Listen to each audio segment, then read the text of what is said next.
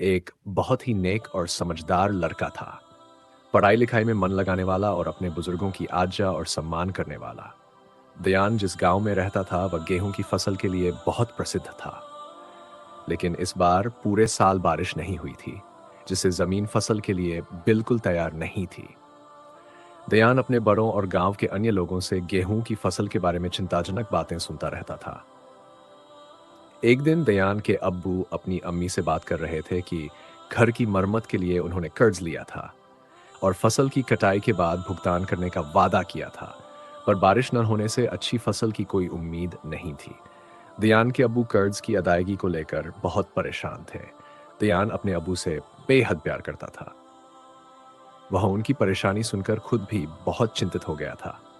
उसे समझ नहीं आ रहा था कि अपने अब्बू की परेशानी दूर करने के लिए क्या करे।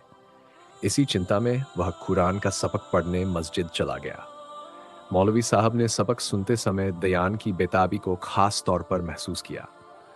छुट्टी के बाद जब सारे बच्चे जा रहे थे, मौलवी साहब ने दयान को रोक लिया। जब सभी बच्चे चले गए तो मौलवी साहब ने दयान से पूछा, बेटा क्या बात है? आज तुम किस सोच में गुम थे? दयान ने उन्हें सारी बात बताई। मौलवी साहब ने प्यार से मुस्कुराते हुए कहा, मैं खुश हूं कि तुम अपने अब्बू की परेशानी पर इतने चिंतित हो गए। तुम एक अच्छे बच्चे हो। दयान बोला, मौलवी साहब मैं कैसे अपने अब्बू की परेशानी दूर करूं? मौलवी साहब ने कहा, बेटा इंसान की ताकत ही क्या है कि वह खुद से कुछ कर सके। जो रब परीक्षा लेता है वही उसका हल भी निकालता है। दयान बेटा, तुम अल्लाह से अपनी परेशानी का हल मांगो और पूरे यकीन से मांगो। अल्लाह अपने बंदों की जरूर सुनता है। मौलवी साहब से बात करके दयान बहुत खुश हो गया।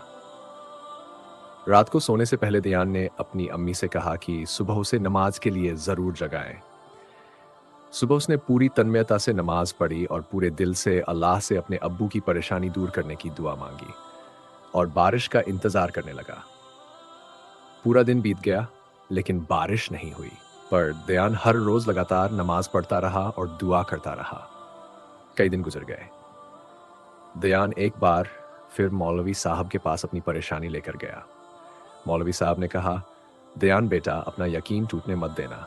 कभी कभी अल्लाह को अपने बंदों का मांगने का तरीका इतना पसंद आता है कि अल्लाह चाहता है कि मेरा बंदा बार बार मांगे।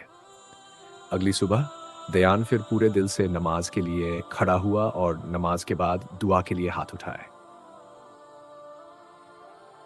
प्यारे अल्लाह मियाँ, मुझे पता है कि आप मुझसे बहुत प्यार करते हैं और चाहते हैं कि मैं हमेशा आपसे ऐसे ही दिल की बातें करता रहूं। अल्लाह मियाँ, मैं अपने अब्बू के लिए बहुत परेशान हूँ। अगर इस साल हमारी गेहूं की फसल अच्छी नहीं हुई तो मेरे अब्बू अपना वादा पूरा नहीं कर पाएंगे। अल्लाह मियाँ, आप तो अपने बंदों की हर जायज दुआ पूरी करते हैं ना? कृपया मेरी ये दुआ कबूल कर लें, बारिश बरसा दें। मैं हमेशा आपका अच्छा बंदा बनकर रहूंगा। अभी दयान ने अपने चेहरे से हाथ नहीं हटाए थे कि उस छोटे से गांव के चारों ओर गहरे काले बादल छा गए। दयान दौड़कर बाहर निकला और काले बादलों को देखकर खुशी से अपनी अम्मी और अब्बू को आवाजें लगाई। अम्मी, अब्बू, आए देखें, मेरी दुआ कबूल हो गई। अल्लाह मियाँ जी, आपका बहुत बहुत शुक्रिया। आई लव यू, अल्लाह मियाँ जी। छम छम बरसती बारिश में जमीन पर अम्मी, अब्बू और आसमान पर फरिश्ते अल्लाह के इस छोटे से बंदे की पहली दुआ की कबूलियत की खुशी देख रहे थे।